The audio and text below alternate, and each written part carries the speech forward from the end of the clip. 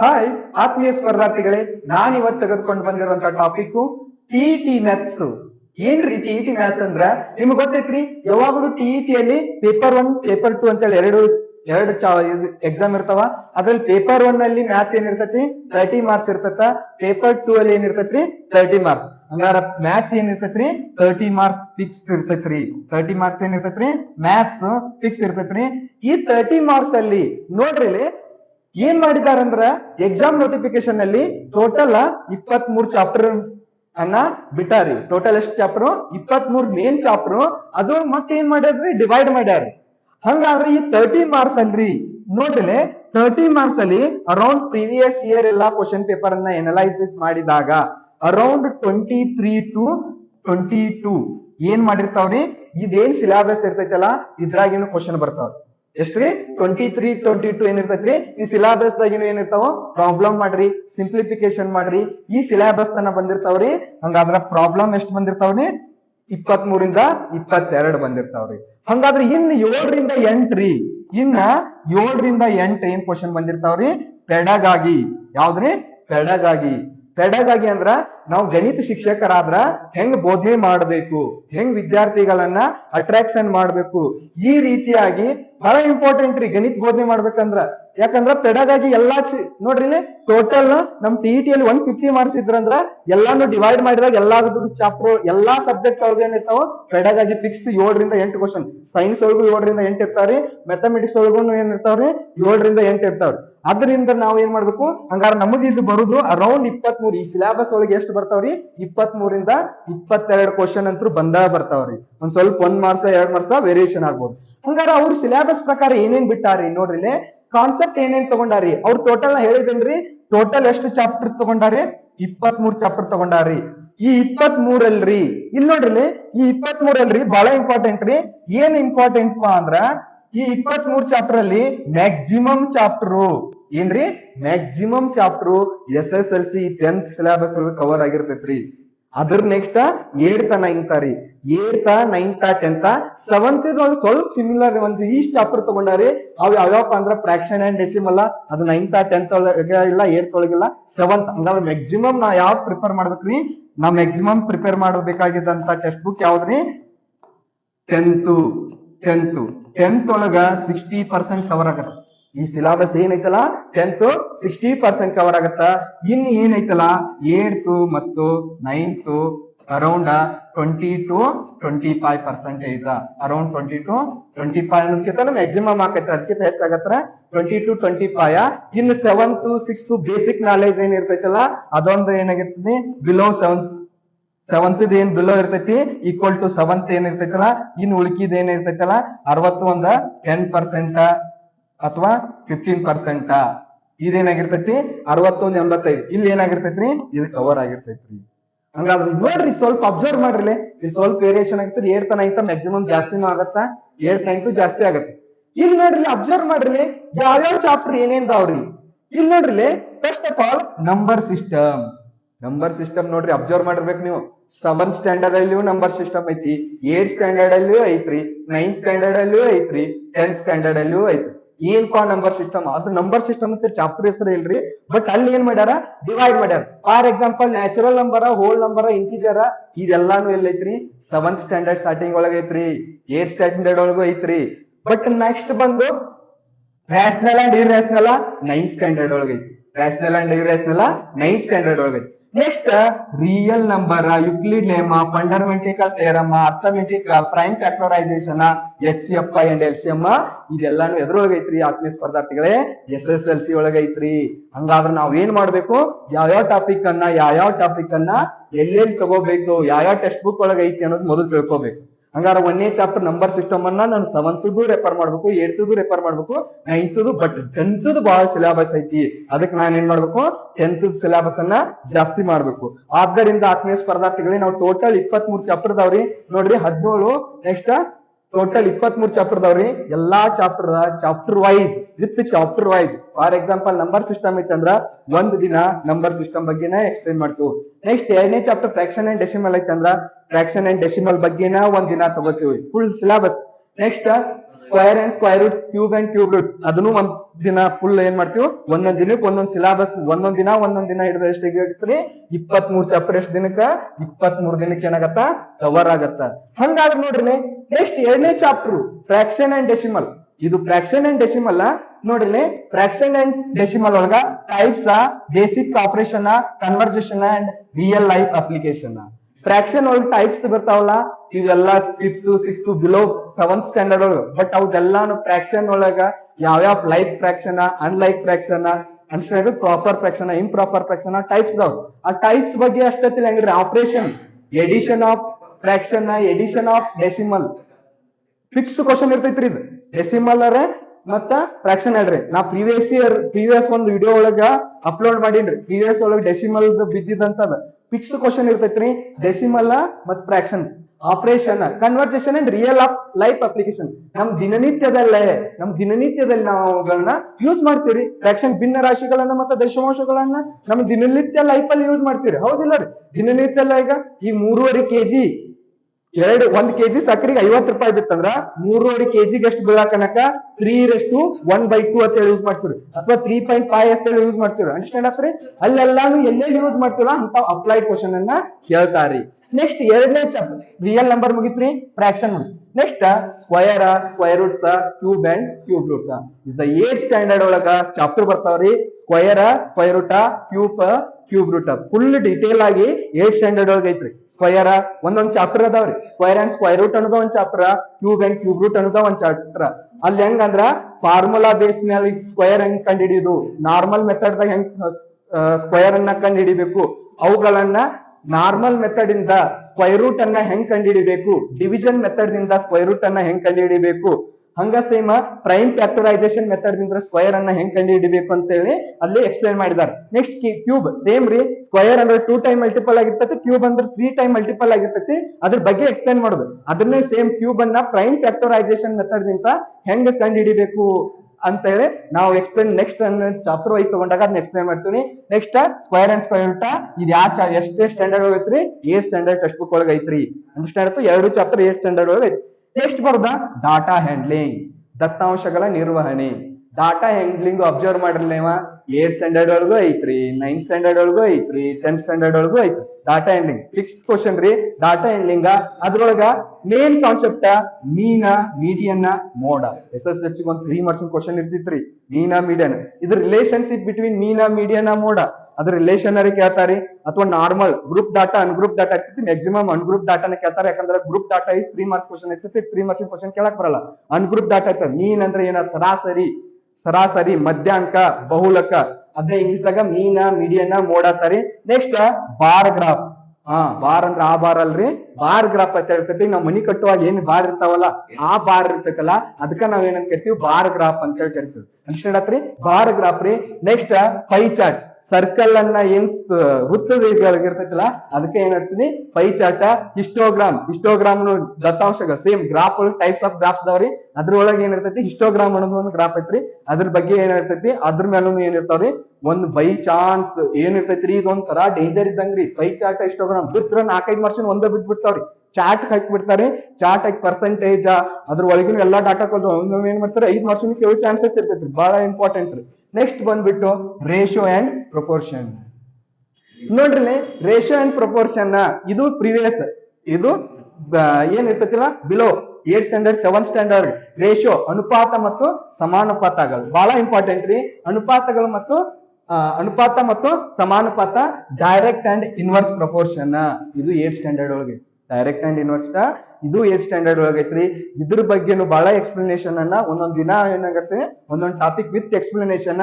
Previous year ಯಾವ ತರ ಕೇಳ್ಯಾರಲ್ಲ question paper, ಅದ್ರ ಬಗ್ಗೆ ತಿಳ್ಕೊಂಡು ಏನ್ ಮಾಡೋಣ? ಅನುಪಾತ ಮತ್ತು ಸಮಾನುಪಾತಗಳು, ಡೈರೆಕ್ಟ್ ಅಂಡ್ ಇನ್ವರ್ಸ್ ಇದು ಯಾವ್ದೈತಿ? 8th ಸ್ಟ್ಯಾಂಡರ್ಡ್ ಒಳಗ 7th ಸ್ಟ್ಯಾಂಡರ್ಡ್ ಒಳಗ ಬರ್ತೈತಿ. ನೆಕ್ಸ್ಟ್ ಬರೋದ್ರಿ ಕಂಪೇರಿಂಗ್ ಕ್ವಾಂಟಿಟೀಸ್. 8th ಸ್ಟ್ಯಾಂಡರ್ಡ್ ಅಲ್ಲಿ ಪಾರ್ಟ್ 2 ಟೆಕ್ಸ್ಟ್ ಬುಕ್ ಓಪನ್ ಮಾಡ್ರಿ ಅಂದ್ರ 1ನೇ ಚಾಪ್ಟರ್ ಯಾವ್ದೈತಿ ಅಂದ್ರ ಕಂಪೇರಿಂಗ್ ಕ್ವಾಂಟಿಟೀಸ್. ಕಂಪೇರಿಂಗ್ ಅಂದ್ರ ಹೋಲಿಕೆ ಮಾಡೋದ್ರಿ. ನಾ ಅವನ್ಕಿಂತ ಎಷ್ಟ್ ಐತದನಿ, ಇವನ್ಕಿಂತ ಎಷ್ಟದನಿ ಅಂತೇಳಿ ಅಲ್ಲ. ಕಂಪೇರಿಂಗ್ ಪರ್ಸೆಂಟೇಜ್ ಒಳಗೆ ಡಿಸ್ಕೌಂಟ್, ಕಂಪೇರಿಂಗ್ ಕ್ವಾಂಟಿಟಿ ಒಳಗೆ ಪರ್ಸೆಂಟೇಜ್ ಬರ್ತೈತಿ. Percentage means 100. Next profit loss, ಎಷ್ಟು ಅವ್ನ್ ಲಾಸ್ ಆಗೈತಿ, ಎಷ್ಟು ಅವ್ನ್ ಪ್ರಾಫಿಟ್ ಆಗೈತಿ, ಅವ್ನ್ ಎಷ್ಟು ಲಾಭ ಆಗೈತಿ, ಹಾನಿ ಆಗೈತಿ ಅನ್ನೋದ್ರ ಬಗ್ಗೆ ಕಂಪ್ಯಾರಿಸನ್ ಮಾಡುದು. Next discount. ಡಿಸ್ಕೌಂಟ್ ಅಂದ್ರೆ ಶಾಪ್ ಹೋಗಿರ್ತೀರಿ, 10% ಡಿಸ್ಕೌಂಟ್, 20% ಡಿಸ್ಕೌಂಟ್ ಅಂತ ಡಿಸ್ಕೌಂಟ್ ಹಾಕಿರ್ತಾರಲ್ಲ, ಆ ಡಿಸ್ಕೌಂಟ್ ಗಳ ಬಗ್ಗೆ ಏನದ, ಈಗ 20% ಡಿಸ್ಕೌಂಟ್ ಐತಂದ್ರ, ಒಂದ್ ಶರ್ಟಿಗೆ 20% ಐತಂದ್ರ, ಒಂದ್ 1000 ರೂಪಾಯಿ ಶರ್ಟ್ ಇತ್ತಂದ್ರೆ ಎಷ್ಟು ಡಿಸ್ಕೌಂಟ್ ಆಕೈತಿ, ಇಂಥವೆಲ್ಲ ಕ್ವಶನ್ ಅನ್ನ ಈ ಚಾಪ್ಟರ್ ಅಲ್ಲಿ ಐತ್ರಿ. Next simple and compound interest. Simple interest, compound interest ಎರಡು ಫಾರ್ಮುಲಾ ಬರ್ತಾವ್ರಿ. ಅದಾವ್ ಡಿಫ್ರೆಂಟ್. ಸಿಂಪಲ್ ಇಂಟ್ರೆಸ್ಟ್ ಅನ್ನ ಪ್ರೀವಿಯಸ್ ಎಲ್ಲ 6th 7th ಸಿಂಪಲ್ ಇಂಟ್ರೆಸ್ಟ್ ಕಲ್ತಿರ್ತೀರಿ. ಇದು ಬಡ್ಡಿ ಮ್ಯಾಲ ಬಡ್ಡಿ ಏನಿರ್ತೈತಲ್ಲ ಅದಕ್ಕೆ ಏನಂತ ಕರಿತಾರ, ಚಕ್ರ ಬಡ್ಡಿ ಅಂತ ಹೇಳಿ ಕರಿತಾರ. ಬಡ್ಡಿ ಮ್ಯಾಲ ಏನ್ ಬಡ್ಡಿ ಕರಿತಾರ ಅದಕ್ಕೆ ಕಾಂಪೌಂಡ್ ಇಂಟ್ರೆಸ್ಟ್.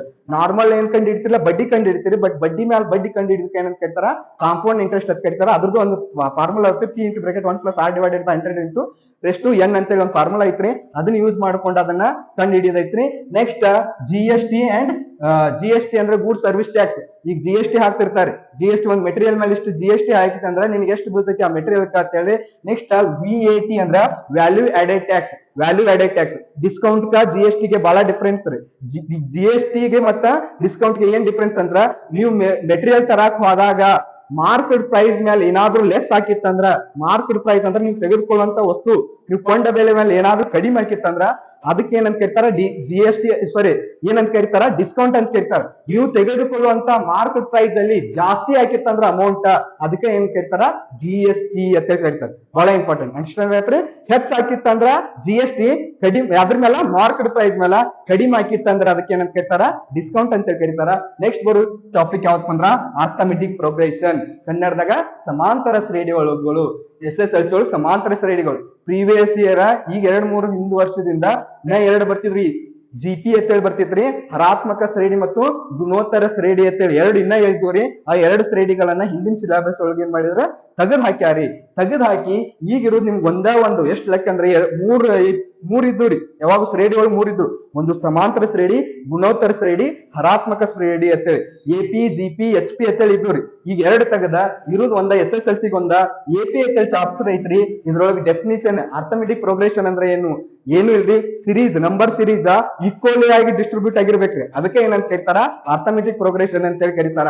ಅದ್ರದ್ದು nth term AN = A + N - 1D ಆ ಫಾರ್ಮುಲಾ ಮೇಲರೆ, ಅಥವಾ ನೆಕ್ಸ್ಟ್ nth ಟರ್ಮ್ ಸಮ್ ಅಂದ್ರೆ SN = ಫಾರ್ಮುಲಾ ಬರ್ತೈತಿ, N / 2 × bracket 2A + N - 1 × D ಅಂತೇಳಿ ಆ ಫಾರ್ಮುಲಾ ಬೇಸ್ ಮೇಲೆ ಏನ್ ಮಾಡ್ಬೇಕು, ಇದನ್ನ ಕಂಡು ಹಿಡಿದನ್ನ ಆ ಚಾಪ್ಟರ್ ನೋಡುವಾಗ ಎಕ್ಸ್ಪ್ಲನೇಷನ್ ಮಾಡುವಾಗ ಹೇಳ್ಕೊಡ್ತೇನ್ರಿ.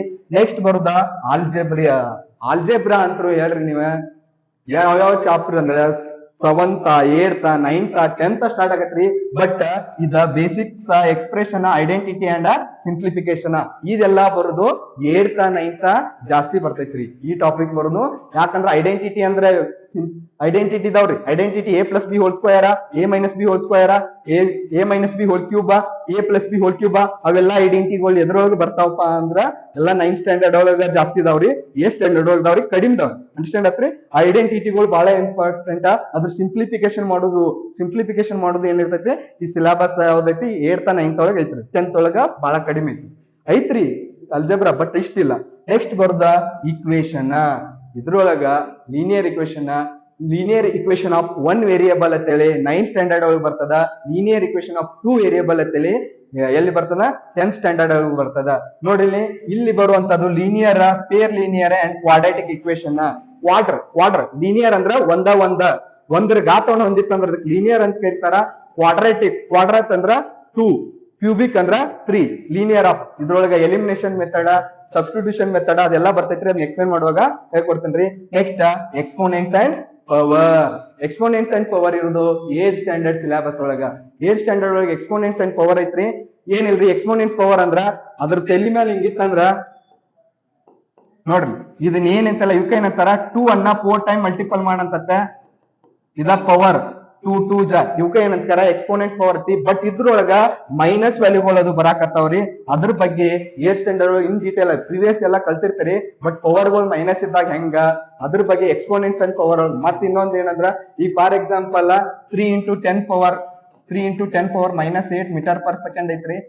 ಇದನ್ನ ಸ್ಟ್ಯಾಂಡರ್ಡ್ ಫಾರ್ಮ್ ಒಳಗೆ ಹೆಂಗ್ ಬರೀಬೇಕು ಅಂತ ಅವೆಲ್ಲಾನು ಏನ್ ಮಾಡ್ತಾರ, ಎಕ್ಸ್ಪ್ಲನೇಷನ್ ಐತ್ರಿ. ಅದ್ರಾಗ ಅದೇನೈತಿ ಎಕ್ಸ್ಪೋನೆಂಟ್ ಪವರ್ ಐತ್ರಿ. ಅದನ್ನ ಎಕ್ಸ್ಪ್ಲೇನ್ ಮಾಡುವಾಗ ಹೇಳ್ತೇನ್ರಿ. ನೆಕ್ಸ್ಟ್ ಬರೋದು ಯಾವ್ದಪ್ಪ ಅಂದ್ರ ಫ್ಯಾಕ್ಟರ್ಸ್ ಅಂಡ್ ಫ್ಯಾಕ್ಟರೈಸೇಷನ್.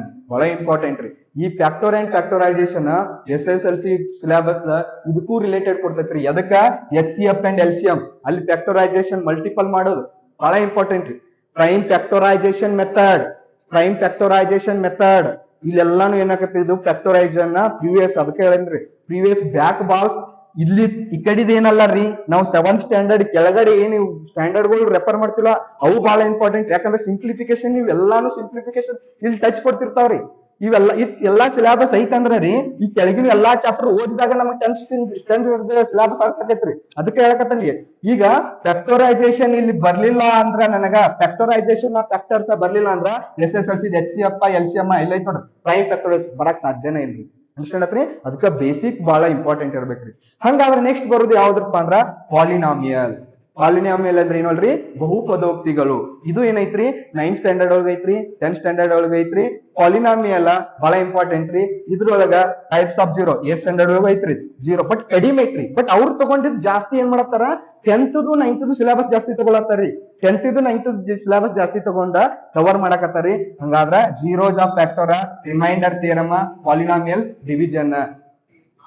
ಪಾಲಿನಾಮಿಯಲ್ ಎಷ್ಟು ಟೈಪ್ಸ್ ಅದಾವು ಅದ್ರ ಬಗ್ಗೆ ಏನ್ ಮಾಡ್ತಾರೆ, ಬಹುಪದೋಕ್ತಿಗಳು. Zero of polynomial alpha plus alpha beta ಬರ್ತಾರಿ, ಅಲ್ಫಾ ಬೀಟಾ ಬರ್ತಾರಿ. ಅಲ್ಫಾ ಬೀಟಾಗಳು ಕಂಡು ಹಿಡಿದು sum of the alpha beta and product of the alpha beta ಇರ್ತೈತ್ರಿ. ಅದ್ರ ಮತ್ತ ಅದ್ರ ಗಾತ, ಅದ್ರ ಪವರ್ ಎಷ್ಟ್ ಐತ್ರಿ, ಅದು 1 ಇತ್ತಂದ್ರ ಲೀನಿಯರ, 2 ಇತ್ತಂದ್ರ ಕ್ವಾಡ್ರಾಟಿಕ, 3 ಇತ್ತಂದ್ರ ಕ್ಯೂಬಿಕ. ಅಲ್ಲೆಲ್ಲಾನು ಏನಾಗತ್ರಿ, ಪಾಲಿನಾಮಿಯಲ್ ಬಹಳ ಇದ್ರ. ಡಿವಿಷನ್ ಮೆಥಡ್ ಒಂದಿತ್ರಿ, ಬಟ್ ಪ್ರೀವಿಯಸ್ ಇಯರ್ 10th ಒಳಗ ಅದನ್ನ ಚಾಪ್ಟರ್ ಡಿಲೀಟ್ ಮಾಡಿದ್ರಿ. ಡಿವಿಷನ್ ಮೆಥಡ್ ದಿಂದ ಪಾಲಿನಾಮಿಯಲ್ ಅನ್ನ ಸಿಂಪ್ಲಿಫಿಕೇಶನ್ ಮಾಡುದು. ಪ್ರೀವಿಯಸ್ ಇಯರ್ ಏನ್ ಮಾಡಿದ್ರ, 2024 ಟೆಕ್ಸ್ಟ್ ಬುಕ್ ಏನ್ ಮುಗಿತಲ್ಲ ಅದ್ರಾಗೆ ಒಂದ್ ಸ್ವಲ್ಪ ಚಾಪ್ಟರ್ ಡಿಲೀಟ್ ಆದ್ರಿ. ಒಂದು ನೋಡ್ರಿ, ಒಂದು ದೊಡ್ಡ ಟೆಕ್ಸ್ಟ್ ಬುಕ್ ಅನ್ನ ಎಸ್ಪೆಷಲಿ SSLC 60 ಪೇಜ್ ಅನ್ನ ಡಿಲೀಟ್ ಮಾಡ್ಯಾರ. ಎಸ್ಪೆಷಲಿ ನಾವು ನಂಬ್ತಿರೋ ಬಿಡ್ತಿರೋ ಒಂದು ಕನ್ಸ್ಟ್ರಕ್ಷನ್ ಅಂತ ಒಂದು ಚಾಪ್ಟರ್ ಐತ್ರಿ, ಅದನ್ನ ಡಿಲೀಟ್ ಮಾಡಿದ್ರಿ. ಬಹಳ ಚಾಪ್ಟರ್ ಡಿಲೀಟ್ ಮಾಡ್ಯಾರಿ, ಬಹಳ ಸಿಲೆಬಸ್ ಡಿಲೀಟ್ ಮಾಡ್ಯಾರಿ. ಯುಕ್ಲಿಡ್ ಡಿವಿಷನ್ ಮೆಥಡ್, ಇದ್ರಾಗ ಸ್ವಲ್ಪ ಚಾಪ್ಟರ್ ಗಳನ್ನ ಕ್ರಾಸ್ ಮಲ್ಟಿಪ್ಲಿಕೇಶನ್ ಮೆಥಡ್, ಬಹಳ ಚಾಪ್ಟರ್ ಒಳಗೆ ಎಕ್ಸರ್ಸೈಸ್, ಕ್ರಾಸ್ ಇವನ್ನೆಲ್ಲ ಡಿಲೀಟ್ ಮಾಡ್ಯಾರಿ. ಸ್ವಲ್ಪ ಅದು ಅಬ್ಸರ್ವ್ ಮಾಡ್ರಿ. ನೆಕ್ಸ್ಟ್ ಬರೋದು ಯಾವ್ದು, ಟ್ರಿಗ್ನಾಮಿಟ್ರಿ. ಬಂತು ನೋಡ್ರಿ, ಬಹಳ ಟ್ರಿಗ್ನಾಮಿಟ್ರಿ ಅಂತ ಹೇಳಿ ಒಂದು ಚಾಪ್ಟರ್ ಐತ್ರಿ. ಬಹಳ ಈಜಿ ಅಂತ ತಿಳ್ಕೊಬೇಡ್ರಿ, ಬಹಳ ಡಿಫಿಕಲ್ಟ್ ಚಾಪ್ಟರ್. ಬಟ್ ಅದನ್ನ ಈಜಿ ಮೆಥಡ್ ಟ್ರಿಕ್ಸ್ ಮುಖಾಂತರ ಹೆಂಗ್ ತಿಳ್ಕೊತೇನ್ರಿ. ಅದ್ರ ಮಂದಿ 6 ಮಂದಿ ಅಕ್ಕಗಳು ಬರ್ತಾರಿ, ಸೈನಕ್ಕ, ಕಾಸಕ್ಕ, ಟ್ಯಾನಕ್ಕ, ಕೊಸಕ್ಕಕ್ಕ, ಸಕ್ಕಕ್ಕ, ಕಾಟಕ್ಕ ಅಂತೇಳಿ 6 ಮಂದಿ ಅಕ್ಕಗಳು ಬುಗ್ರಿ ಆಡಿಸ್ತಾರೆ. ಅನ್ಸ್ಕೊಂಡತ್ರಿ? ಟ್ರಿಗ್ನಾಮಿಟ್ರಿ ಅಂತ ಹೇಳಿ ಒಂದು ಬಹಳ ತ್ರಿಕೋಣಮಿತಿ ಅಂತ ಹೇಳಿ ಒಂದು ಚಾಪ್ಟರ್ ಐತ್ರಿ. ಎಸ್ಪೆಷಲಿ ಅದ್ ಮೊದಲು ಯಾವಾಗ ಇರ್ತ್ರಿ, PUC ಸೈನ್ಸ್ ಕಟ್ಟ ಇರ್ತಿತ್ರಿ. ಈಗ ಏನ್ ಮಾಡಕತ್ತಾರ, ಅದ್ SSLC ಗೂ ತಂದಾರ. ಆಕ್ಚುಲಿ ಚಲೋ ರೀ, ಯಾಕಂದ್ರೆ ಒಮ್ಮೆ ಡಿಫಿಕಲ್ಟ್ ಆಗ್ಬಾರ್ದು. ಅಲ್ಲಿ ಟ್ರಿಗ್ನಾಮಿಟ್ರಿಯಲ್ಲಿ ಬರೋದ ಬೇಸಿಕ್ ರೇಷಿಯೋ, ಅದೇ ಹೇಳ್ತಾರ ಬೇಸಿಕ್ ರೇಷಿಯೋ. 6 ರೇಷಿಯೋಗಳು ಬರ್ತಾವ, ಸೈನ್, ಕಾಸ, ಟ್ಯಾನ್, ಕೊಸಕ್ಕ, ಸಕ್ಕ, ಕಾಟ. ಅದ್ರ ರೇಷಿಯೋಗಳನ್ನ ಈಸಿಯಾಗಿ ಶಾರ್ಟ್ಕಟ್ ಆಗಿ ಹೆಂಗ್ ತಿಳ್ಕೋಬೇಕು ಅವನ್ನ ಬಾಪೆಟ್ ಹಾಕಕ್ ಹೋಗಲ್ರಿ. ನೆಕ್ಸ್ಟ್ ಅಲ್ಲಿ ಎಂಗಲ್ಗಳು ಬರ್ತಾವ್ರಿ, ಸೈನ್ 0, 30, 45, 60, 90 ಡಿಗ್ರಿ ಬಗ್ಗೆ. ಅದ್ರ ಬಗ್ಗೆ ಎಂಗಲ್ ಬಗ್ಗೆ ಎಕ್ಸ್ಪ್ಲೇನ್ ಮಾಡುವಾಗ ಅದನ್ನ ಏನ್ ಮಾಡ್ತಾನೆ, ಎಕ್ಸ್ಪ್ಲೇನ್ ಮಾಡ್ತೇನ್ರಿ. ನೆಕ್ಸ್ಟ್ ಬರೋದ ಯುಕ್ಲಿಡ್ ಜಾಮಿಟ್ರಿ. ಅಂತ 9th ಸ್ಟ್ಯಾಂಡರ್ಡ್ ಒಂದ್ ಚಾಪ್ಟರ್ ಐತ್ರಿ. ಇದ್ರೊಳಗ ಯುಕ್ಲಿಡ್ ಜಾಮಿಟ್ರಿ ಒಳಗ ಯುಕ್ಲಿಡ್ಸ್ ಬರ್ತಾನ್ರಿ. ಯುಕ್ಲಿಡ್ಸ್ ಬಂದ್ ಏನ್ ಮಾಡ್ತಾನ, ಅಲ್ಲಿ ಎಕ್ಸಿಮ್ಸ್, ಪಾಸ್ಟುಲೇಟ್ಸ್ ಬಹಳ ಇಲ್ರಿ. ಎಕ್ಸಿಮ್ಸ್ ಒಂದ್ ನಿಯರ್ಲಿ 10 ಏನೋ ಎಕ್ಸಿಮ್ಸ್ ಇದಾವ್ರಿ, ಪಾಸ್ಟುಲೇಟ್ಸ್ 5 ಇದಾವ್ರಿ. ಬಹಳ ಸಣ್ಣ ಚಾಪ್ಟರ್ ರೀ. ಬಟ್ ಅದ್ರ ಏನ್ರಿ, ಯುಕ್ಲಿಡ್ ಬಹಳ ಡೆಫಿನೇಷನ್ ಅಂದ್ರಿ ಅದೇ ಏನಿಲ್ಲ ರೀ, ಪಾಸ್ಟುಲೇಟ್ಸ್, ಎಕ್ಸಿಮ್ಸ್. ಅತಿ ಚಿಕ್ಕ ಚಾಪ್ಟರ್ ಯಾವ್ದೈತೆ ಇತ್ತಂದ್ರ 9th ಸ್ಟ್ಯಾಂಡರ್ಡ್ ಒಳಗ ಅದು ಯುಕ್ಲಿಡ್ ಪಾಸ್ಟುಲೇಟ್ಸ್. ಯುಕ್ಲಿಡ್ ಏನಿದ್ರಿ ಜಾಮಿಟ್ರಿನ ಅತಿ ಚಿಕ್ಕ ಚಾಪ್ಟರ್ ರೀ. ನೆಕ್ಸ್ಟ್ ಬರೋದು ಯಾವ್ದಪ್ಪ ಅಂದ್ರ ಲೈನ್ಸ್ ಅಂಡ್ ಆಂಗಲ್ಸ್. ಈ ಲೈನ್ಸ್ ಅಂಡ್ ಆಂಗಲ್ಸ್ ಏನೈತಲ್ಲ 9th ಸ್ಟ್ಯಾಂಡರ್ಡ್ ಒಳಗ ಐತ್ರಿ. 9th ಸ್ಟ್ಯಾಂಡರ್ಡ್ ಒಳಗ ಲೈನ್ಸ್ ಅಂಡ್ ಆಂಗಲ್ಸ್ ಏನ್ ಮಾಡ್ತೈತ್ರಿ, ಇದು ಚಾಪ್ಟರ್ ಬಹಳ ಇಂಪಾರ್ಟೆಂಟ್ ರೀ. ಇದು ಆಲ್ರೆಡಿ ಪ್ರೀವಿಯಸ್ 7th ಸ್ಟ್ಯಾಂಡರ್ಡ್ ಒಳಗೆ ಕಲ್ತಿರ್ತೀರಿ ಆಂಗಲ್. ಅದಕ್ಕೆ ಇದಕ್ಕೆ ಒಂದ್ ಸ್ವಲ್ಪ ಹೈ ಲೆವೆಲ್ ಬರ್ತೈತ್ರಿ. ಅದನ್ನ ಏನ್ ಮಾಡೋಣ, ಲೈನ್ಸ್ ಅಂಡ್ ಆಂಗಲ್ಸ್ ಅನ್ನ ನೋಡೋಣ. ನೆಕ್ಸ್ಟ್ ಬರ್ದ ಕೋಆರ್ಡಿನೇಟ್ ಜಾಮಿಟ್ರಿ. ಇದು SSLC ಒಳಗ ಬರ್ತೈತ್ರಿ ಕೋಆರ್ಡಿನೇಟ್ ಜಾಮಿಟ್ರಿ ಅಂತೇಳಿ. ಮೇನ್ 4 ಫಾರ್ಮುಲಾ ಅದಾವ್ರಿ. ಆ 4 ಫಾರ್ಮುಲಾವನ್ನ, ಒಂದು distance between 2 point, next mid point ಕಂಡು ಹಿಡಿದು, next ratio between section formula ಬರ್ತೈತ್ರಿ. Next find the distance between 1 point ಅಂತ ಹೇಳಿ ಒಂದು ಫಾರ್ಮುಲಾ ಬರ್ತೈತ್ರಿ. ಆ ಚಾಪ್ಟರ್ ಅದೇ ಹೇಳಿ, ಸರ್ಟೇಷನ್ of floating point, distance and mid point formulas. ಆ ಫಾರ್ಮುಲಾಗಳನ್ನ ಅಭ್ಯಾಸ ಮಾಡಿದ್ರೆ ಏನೈತಿ, ಕೋಆರ್ಡಿನೇಟ್ ಜಾಮಿಟ್ರಿ ಅನ್ನೋ ಚಾಪ್ಟರ್ ಏನಾಗತ್ತೆ, ಕವರ್ ಆಗತ್ತೆ. SSLC ಚಾಪ್ಟರ್ ಇದ್ರಿ ಬಹಳ ಇಂಪಾರ್ಟೆಂಟ್ ರೀ. ಬಟ್ 9th ಒಳಗೂ ಐತ್ರಿ, ಬಟ್ ಸ್ಮಾಲ್, ಬಟ್ ಬೇಸಿಕ್ ಅಷ್ಟೇ ಐತ್ರಿ. ಬಟ್ ಮೇನ್ ಇರೋ ಎಲ್ಲ ಕಾನ್ಸೆಪ್ಟ್ ಎದ್ರೋಗದಾವ್ರಿ, SSLC ಇದಾವ್ರಿ. ನೆಕ್ಸ್ಟ್ ಬರುದ ಅದು ಟ್ರಯಾಂಗಲ್ಸ್. 17ನೇದು ಯಾವ್ದ್ರಪ್ಪ ಅಂದ್ರ ಟ್ರಯಾಂಗಲ್ಸ್, ತ್ರಿಕೋನಗಳು, ಆಂಗಲ್ಸ್. ಇನ್ಕತನ ಕಲ್ತಿದ್ ಪ್ರೀವಿಯಸ್ ಇಯರ್ ಟ್ರಯಾಂಗಲ್ ಬೇರೆ ರೀ. ಇಲ್ಲಿ 9th ಮತ್ತು 10th ಒಂದ್ ಸ್ವಲ್ಪ ಲೆವೆಲ್ ಹೆಚ್ಚಾಗಿರ್ತೈತ್ರಿ. ಆ ಟ್ರಯಾಂಗಲ್ಸ್ ಅಲ್ಲಿ ತಡ್ರಿ, ಟ್ರಯಾಂಗಲ್ಸ್ ಅಲ್ಲಿ ಇಲ್ಲ ಐತ್ ನೋಡ್ರಿ ಟ್ರಯಾಂಗಲ್ಸ್ ಅಲ್ಲಿ ಟೈಪ್ಸ್ ಆಫ್ ಟ್ರಯಾಂಗಲ್ಸ್ ಯಾವ್ಯಾವ ಟೈಪ್ಸ್ ಎಷ್ಟು ಅದಾವ ಎಕ್ಯೂಟ್ ಆಂಗಲ್ ಟ್ರಯಾಂಗಲ್ಸ್ ಎಷ್ಟು ಟೈಪ್ಸ್ ಅದಾವಲ್ಲ ಅವು congruent triangle angle S A S side A side ಅವೆಲ್ಲಾ ಟ್ರಯಾಂಗಲ್ ಬಗ್ಗೆ ಏನ್ ಮಾಡೋಣ ಅಲ್ಲಿ ಸ್ಟಡಿ ಮಾಡೋಣ. ನೆಕ್ಸ್ಟ್ ಸಿಮ್ಯುಲೇಟರಿ ಥಿಯರಮ್ಸ್ ಅದ ಥಿಯರಮ್ ಬರ್ತೈತಿ ಎಸ್ ಎಸ್ ಎಲ್ ಸಿ ಒಂದು ಥಿಯರಮ್ ಬರ್ತೈತಿ ಥಿಯರಮ್ ಬಹಳ important BPT theorem angle theorem S S L C ಬರ್ತೈತ್ರಿ ಅದನ್ನ ತಿಳ್ಕೊಣ.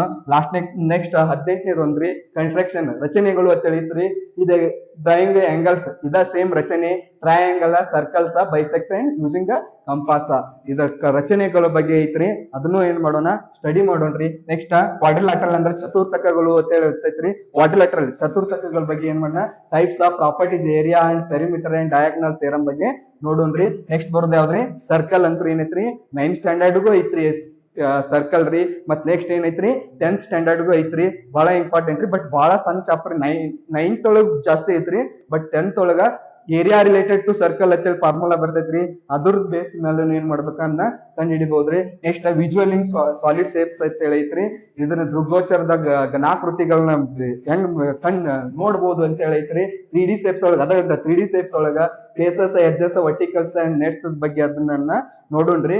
ನೆಕ್ಸ್ಟ್ ಬರೋದ್ ಯಾವ್ದ ಮೆನ್ಸುರೇಷನ್ ಅಂತ ಹೇಳೈತಿ. ಆ ಮೆನ್ಸುರೇಷನ್ ಅಂದ್ರೆ ಕ್ಷೇತ್ರ ಗಣಿತ ಅಂತ ಹೇಳಿ ಅಳತಿ ಮಾಡೋದ್ರಿ ಯಾವ್ದು ಏರಿಯಾ ಕಂಡು ಹಿಡಿದು ಮತ್ತು ವ್ಯಾಲ್ಯೂಮ್ ಕಂಡು ಹಿಡಿದ ಬಗ್ಗೆ ಏನ್ ಮಾಡೋಣ ಅದು ಕ್ಯೂಬ್ ಕೋನ್ ಏರಿಯಾ ಅದ್ರ ಬಗ್ಗೆ ಏನ್ ಮಾಡೋಣ ತಿಳ್ಕೊಳ್ಳೋಣ. ಲಾಸ್ಟ್ ಬರ್ದ ಸ್ಟಾಟಿಸ್ಟಿಕ್ಸ್ ಅಂಡ್ ಪ್ರೊಬಾಬಿಲಿಟಿ ಅಂತ ಹೇಳಿ ಒಂದು ಚಾಪ್ಟರ್ ಐತ್ರಿ. ಇಷ್ಟು ಇದು ಪ್ರೊಬಾಬಿಲಿಟಿ ಸ್ಟಾಟಿಸ್ಟಿಕ್ಸ್ ಇದು ಸಂಖ್ಯಾಶಾಸ್ತ್ರ ಪ್ರೊಬಾಬಿಲಿಟಿ ಅಂದ್ರೆ ಸಂಭವನೀಯತೆ ಇದು ಬಹಳ ಇಂಪಾರ್ಟೆಂಟ್ ರೀ. ಬಹಳ ಸಲ ರಿಪೀಟ್ ಆಗೋ ಕ್ವಶನ್ ಜಾಸ್ತಿ ರಿಪೀಟ್ ಆಗೋ question statistics probability data analysis chance probability ಅಂದ್ರೆ ಮತ್ತೇನಲ್ರಿ ಚಾನ್ಸಸ್ ಗೆಸ್ ಮಾಡೋದಕ್ಕೆ ಏನಂತ ಕರಿತೀವಿ ನಾವು ಪ್ರೊಬಾಬಿಲಿಟಿ ಐತಿ. ಬಹಳ ಕಾಂಪಿಟೇಟಿವ್ ಫೀಲ್ಡ್ ಒಳಗ ಈ ಕ್ವಶನ್ಗಳು ಬಹಳ ಪ್ರೊಬಾಬಿಲಿಟಿ ಬೇಸ್ ಮೇಲೆ ಕಂಡಿಡ್ತಾರೆ. ಆದ್ರಿಂದ ಇವೆಲ್ಲಾ ಚಾಪ್ಟರ್ ಗಳನ್ನ ನಾವ್ ಏನ್ ಮಾಡ್ತೀವಿ ಅಂದ್ರ ಪ್ರತಿಯೊಂದು ಚಾಪ್ಟರ್ ಗಳನ್ನ ವಿತ್ ಎಕ್ಸ್ಪ್ಲನೇಷನ್ ಮಾಡ್ಕೊತಾರೆ ಚಾಪ್ಟರ್ ವೈಸ್ ಏನ್ ಮಾಡೋಣ ಸಾಲ್ವ್ ಮಾಡಿ ಅದ್ರ ವಿತ್ ಎಕ್ಸ್ಪ್ಲನೇಷನ್ ಅನ್ನ ಕಂಡು ಹಿಡ್ಕೊಂಡು MCQ